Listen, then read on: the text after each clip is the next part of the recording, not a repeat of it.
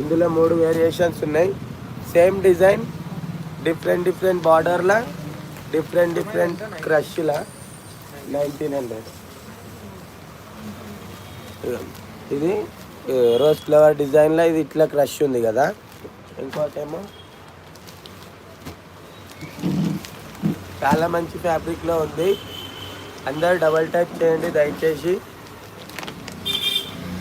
Same డిజైన్లా ఇది ఇట్లా straight crush.